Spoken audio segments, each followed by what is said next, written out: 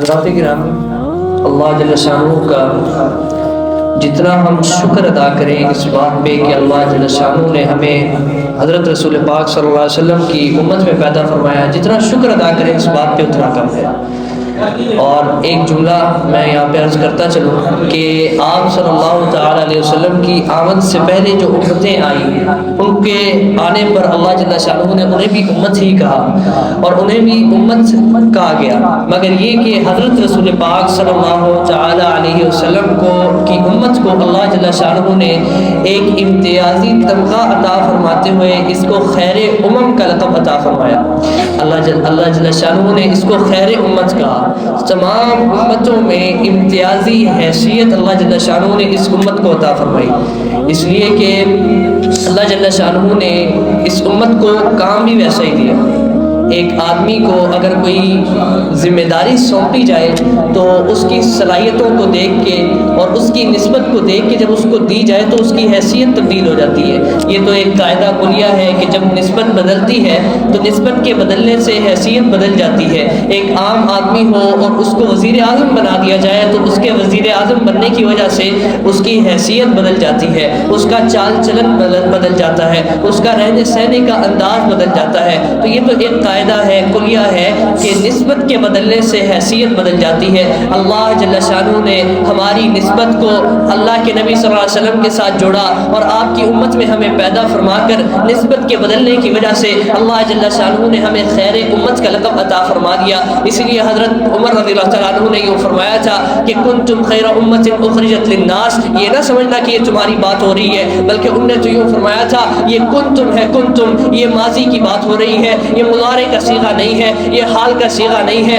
یہ ماضی کا صیغہ ہے۔ یہ تم اپنے اوپر نہ انطباق کر لینا، بلکہ یہ تو ان لوگوں کی بات ہو رہی ہے۔ اگر تمہاری بات ہوتی تو انتم کا لفظ استعمال کیا جاتا، یہ کنتم کا لفظ استعمال ہوا ہے۔ کنتم سے مراد صحابہ اکرام اور وہ قرن اول کے لوگ جنہوں نے حضرت رسول پاک صلی اللہ علیہ وسلم کے غم کو اپنا غم بنایا، جنہوں نے حضرت رسول پاک صلی اللہ علیہ وسلم کے کام کو اپنا کام بنایا، جنہوں نے حضرت رسول پاک صلی اللہ علیہ وسلم کی درد کو اپنا درد بنایا اور یوں کہ عالم پورے میں پھیل گئے۔ حضرت عمر رضی اللہ تعالیٰ عنہ نے یہ فرمایا تھا کہ خیر امت میں داخل ہونے کے لیے تمہیں وہ کام کرنا پڑے گا جو خیر امت کے قرن اول کے ہیرو نے کیا تھا، کہ تمہیں اپنے آپ کو امر بالمعروف اور نہی عن المنکر میں یوں لگانا پڑے گا کہ تمہارا صبح بھی اور تمہاری شام بھی یہ کہ دعوت میں گزرے اور یہ کہ تم اللہ کے نبی صلی اللہ علیہ وسلم کی نیابت میں لوگوں کے درمیان پھرنے والے ہو۔ حضرت عمر رضی اللہ تعالیٰ عنہ نے کہ یوں فرمایا تھا کہ اگر تم خیر امم میں داخل ہونا چاہتے ہو تو تمہیں یہ کام کرنا پڑے گا، تمہیں لوگوں کے درمیان حضرت رسول پاک صلی اللہ علیہ وسلم کی نسبت کے ساتھ اور حضرت رسول پاک صلی اللہ علیہ وسلم کی نیابت میں پھرنا پڑے گا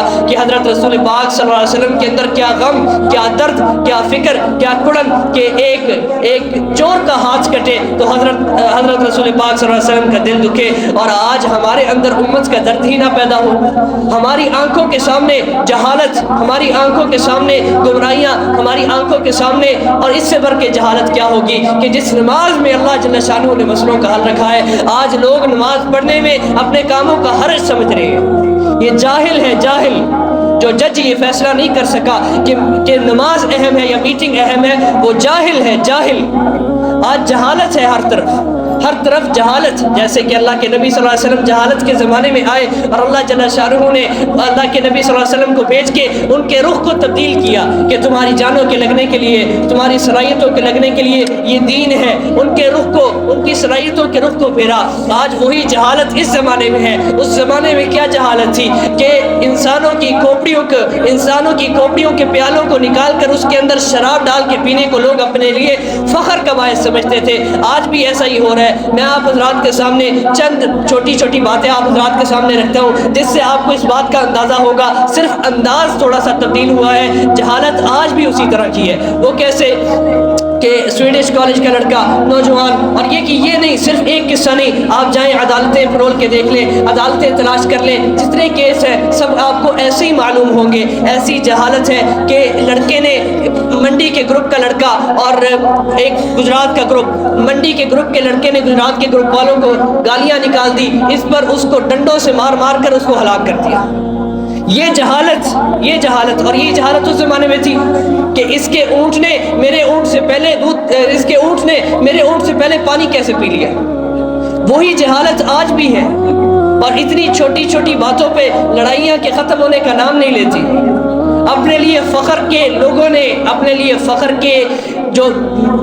معیار ہے، جو پیمانہ ہے، اسی کو تبدیل کر لیا ہے۔ حالانکہ ہمارے لیے فخر کے لیے، ہمارے لیے سب سے بڑا فخر اور سب سے بڑا امتیاز اور سب سے بڑا تعلق کہ ہم لوگ اللہ کے نبی صلی اللہ علیہ وسلم کے امتی ہیں۔ ہمارے ذمے یہ کام ہے کہ جو جہالت آج عام ہو چکی ہے اس کو ہم ختم کریں، اپنے علم کے نور کے ساتھ، اپنے علم کے جو علم ہمیں اللہ جل شانہ عطا فرما رہے ہیں اس علم کے ساتھ اس جہالت کو دور کرنا یہ ہماری ذمہ داری ہے۔ یہ جہالت عام ہو رہی ہے، جو آدمی یہ فیصلہ نہیں کر سکا کہ نماز اہم ہے کہ میٹنگ اہم ہے، وہ شخص جاہل ہے، اور اس جاہل کو جہالت کے اوپر ڈٹنے کی وجہ سے ہمیں اس کو جہالت سے نکالنا ہے، اور اس کو جہالت سے نکال کر اللہ کے نبی صلی اللہ علیہ وسلم کے طریقوں کے مطابق زندگی گزارنے والے رخ پر چلانا ہے۔ یہ حضرت نبی پاک صلی اللہ علیہ وسلم کی امتی ہونے کی وجہ سے یہ نیابت، یہ نسبت ہم تک پہنچی ہے کہ ہم نے پورے عالم کی فکر کرنی ہے، ہم لوگ پورے عالم کی فکر کرنے والے بنے، ہمارے اندر نبی اکرم صلی اللہ علیہ وسلم والا غم ہو، نبی اکرم صلی اللہ علیہ وسلم والا درد ہو کہ کس طرح میرا ہر ایک امتی، اللہ کے نبی کے اندر جو غم تھا کہ کس طرح میرا ہر ایک امتی جہنم کی آگ سے بچ کر جنت میں جانے والا بن جائے۔ اللہ کے نبی نے فرمایا الخلق عیال اللہ فاحب الخلق الی اللہ من احسن الی عیالہ، فرمایا کہ اللہ کی یہ تمام کی تمام مخلوقات کہ اللہ جل شانہ کا کنبہ ہے، اور اللہ کے نزدیک محبوب ترین آدمی وہ ہے جو اللہ کے کنبے کے ساتھ اچھا سلوک کرے، اور اس سے بڑھ کے اچھا سلوک کیا کہ کسی کو کامیابی کے رستے پر ڈال دینا، جس کو اللہ جل شانہ نے قرآن پاک میں یہ ارشاد فرمایا فمن زحزح عن النار وادخل الجنة فقد فاز، جو جہنم کی آگ سے بچا لیا گیا اور جنت کے رستے پہ اور جنت میں داخل کر دیا گیا وہ اصل کامیاب ہے۔ اب اس کامیابی کی ڈگر پر لوگوں کو چلانا نبی صلی اللہ علیہ وسلم کی نیابت میں، نبی صلی اللہ علیہ وسلم کی نسبت سے، یہ حضرت رسول پاک صلی اللہ علیہ وسلم کا کام تھا، اور حضرت رسول پاک صلی اللہ علیہ وسلم کی نسبت سے اور نیابت سے ہم سب کی ذمہ داری ہے۔